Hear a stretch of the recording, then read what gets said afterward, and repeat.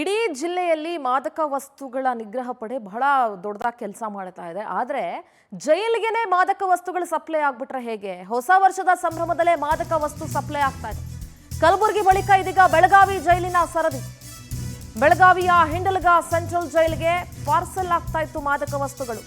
Mobile, ಮಾದಕ ವಸ್ತುಗಳನ್ನ ದುಷ್ಕರ್ಮಿಗಳು ಎಸೆದಿದ್ದಾರೆ. ಮುಖಕ್ಕೆ ಮಾಸ್ಕ್ ಧರಿಸಿ ಬಂದ ಕಿರಾತಕ ಈ ಕೃತ್ಯವನ್ನ ಎಸಗಿದ್ದಾನೆ. ಮಾದಕ ವಸ್ತು, ಸಿಮ್ ಕಾರ್ಡು, ಮೊಬೈಲ್ ಅನ್ನ ಎಸೆದಿರೋ ದೃಶ್ಯ ಸರಿಯಾಗಿದೆ. 2 ಪ್ಯಾಕೆಟ್ಗಳನ್ನ ಎಸೆದು ಸ್ಥಳದಿಂದ ವ್ಯಕ್ತಿ ಕಾಲ್ಕಿತ್ತಿದ್ದ. ಜೈಲಿನ ಸಿಸಿಟಿವಿ ಕ್ಯಾಮೆರಾದಲ್ಲಿ ಕಿಡಿಗೇಡಿಯ ಕೃತ್ಯ ಸರಿಯಾಗಿದೆ. ಜೈಲಿನಲ್ಲಿನ ಖೈದಿಗಳಿಗೆ ಮೊಬೈಲು, ಮಾದಕ ವಸ್ತುಗಳನ್ನ ಈ ರೀತಿ ಸಪ್ಲೈ ಮಾಡಲಾಗ್ತಾ ಇದೆ. ಕಲಬುರಗಿ ಆಯ್ತು, ಈಗ ಹಿಂಡಲಗ ಜೈಲಿನ ಸರದಿ. ಜೈಲುಗಳಲ್ಲೇ ಈ ರೀತಿ ಆಗ್ತದೆ. ಡಿಜಿಪಿ ಅಲೋಕ್ ಕುಮಾರ್ ಅವರು ಇದಕ್ಕೆ ಆನ್ಸರ್ ಮಾಡಬೇಕಾಗತ್ತೆ. ನಿಮ್ಮ ಜೈಲು ಸಿಬ್ಬಂದಿ ಬಗ್ಗೆ ನೀವು ನಿಗಾ ಇಡಬೇಕಾಗತ್ತೆ. ಇದು ಜೈಲಿನ ಸಿಬ್ಬಂದಿ ಅಲ್ಲ, ಇದು ಹೊರಗಡೆ ಅವ್ರು ಯಾರೋ ಕೃತ್ಯ ಎಸಗಿರೋದು. ಬಟ್ ಯಾರು ಅನ್ನೋದು ಇಲ್ಲಿ ಪ್ರಶ್ನೆ. ಅವ್ರಿಗೆ ಕಮ್ಯುನಿಕೇಶನ್ ಯಾರು ಮಾಡಿದ್ರು ನೋಡಿ. ಅವನು ಎಸ್ದು ಹೋಗ್ತಾ ಇರುವಂತ ದೃಶ್ಯಗಳು ಬಹಳ ಸ್ಪಷ್ಟವಾಗಿದೆ. ಮುಖಕ್ಕೆ ಮಾಸ್ಕ್ ಹಾಕೊಂಡು ಬರ್ತಾನೆ.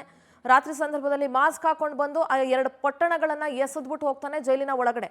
ಮೊಬೈಲು, ಸಿಮ್ ಕಾರ್ಡು ಮತ್ತು ಮಾದಕ ವಸ್ತುಗಳು ಇರ್ತಾವ ಅದ್ರ ಒಳಗಡೆ. ಜೈಲ್ ಒಳಗಡೆನೂ ಹೊಸ ವರ್ಷದ ಸಂಭ್ರಮ ಜೋರ ಏನು ಅನ್ನೋ ಪ್ರಶ್ನೆ ಮೂಡ್ತಾ ಇದೆ ನೋಡಿ. ಎಸೆದ್ಬಿಟ್ಟು ಅಲ್ಲಿಂದ ಎಸ್ಕೇಪ್ ಆಗ್ಬಿಡ್ತಾನೆ.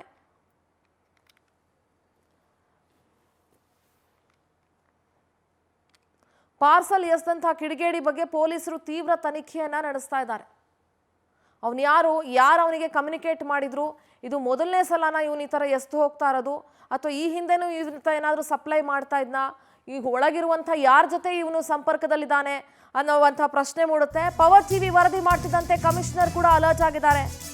ಬೆಳಗಾವಿ ಹಿಂಡಲಗ ಜೈಲಿಗೆ ಭೂಷಣ್ ಬೋರ್ಸೆ ಭೇಟಿ ನೀಡಿದ್ರು. ಸಿಸಿಬಿ ಇನ್ಸ್ಪೆಕ್ಟರ್ ಮತ್ತು ಗ್ರಾಮೀಣ ಠಾಣೆ ಸಿಪಿಐ ನಾಗನಗೌಡ ಭೇಟಿ ಮಾಡಿದ್ದಾರೆ. ಪಾರ್ಸಲ್ ಎಸೆದಂತಹ ಕಿಡಿಗೇಡಿ ಬಗ್ಗೆ ಪೊಲೀಸರು ತೀವ್ರ ತನಿಖೆಯನ್ನ ನಡೆಸ್ತಾ ಇದ್ದಾರೆ.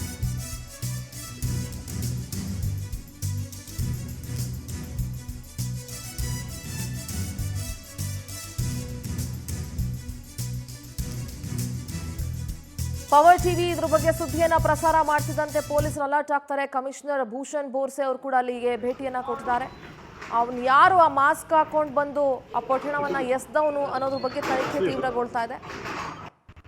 ಬೆಳಗಾವಿ ಹಿಂಡಲಗ ಸೆಂಟ್ರಲ್ ಜೈಲಿಗೆ ಪಾರ್ಸಲ್ಗಳು ಹೊರಗಡೆಯಿಂದ ಹೇಗೆ ಬರ್ತಾ ಇದೆ ಅನ್ನೋದನ್ನ ನಾವು ನೋಡ್ತಾ ಇದ್ದೀವಿ.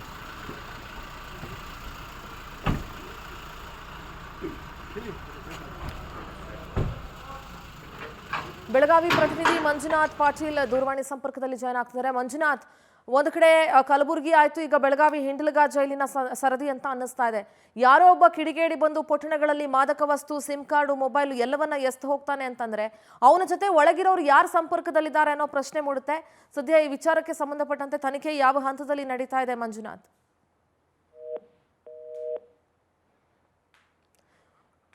ಕಾಲ್ ಡಿಸ್ಕನೆಕ್ಟ್ ಆಗಿದೆ. ಮತ್ತೊಮ್ಮೆ ಅವರನ್ನ ಸಂಪರ್ಕಕ್ಕೆ ತೆಗೆದುಕೊಳ್ಳುವಂತಹ ಪ್ರಯತ್ನ ಮಾಡ್ತೀನಿ. ನೋಡಿ, ಬೆಳಗಾವಿ ಸೆಂಟ್ರಲ್ ಜೈಲ್ಗೆನೆ ಈ ರೀತಿಯಾದಂಥ ಕೃತ್ಯಗಳು ನಡೀತಾ ಇದೆ ಅಂದರೆ ರಾಜ್ಯದ ಎಲ್ಲ ಜೈಲುಗಳಲ್ಲೂ ಕೂಡ ಬಹುತೇಕ ಇಂಥ ಅಕ್ರಮಗಳು ನಡೀತಾ ಇದ್ದಾವೆ. ಒಳಗಿರೋರು ಯಾರೋ ಅವರನ್ನ ಸಂಪರ್ಕ ಮಾಡಿರಲೇಬೇಕು. ವಿತೌಟ್ ಕಮ್ಯುನಿಕೇಶನ್ ಅವ್ನು ಹೇಗೆ ಬಂದು ಪೊಟ್ಟಣ ಎಸ್ದುಬಿಟ್ಟು ಹೋಗೋಕ್ಕಾಗತ್ತೆ? ಸೊ ಯಾರು ಕಮ್ಯುನಿಕೇಶನ್ ಅಲ್ಲಿದ್ದಾರೆ, ಏನು ಎತ್ತ ಕಮ್ಯುನಿಕೇಟ್ ಯಾರು ಮಾಡಿದ್ದಾರೆ, ಸಂಪರ್ಕದಲ್ಲಿ ಯಾರಿದ್ದಾರೆ, ಇದೆಲ್ಲದರ ಬಗ್ಗೆ ಸ್ಪಷ್ಟವಾಗಿ ತನಿಖೆ ಆಗಬೇಕು.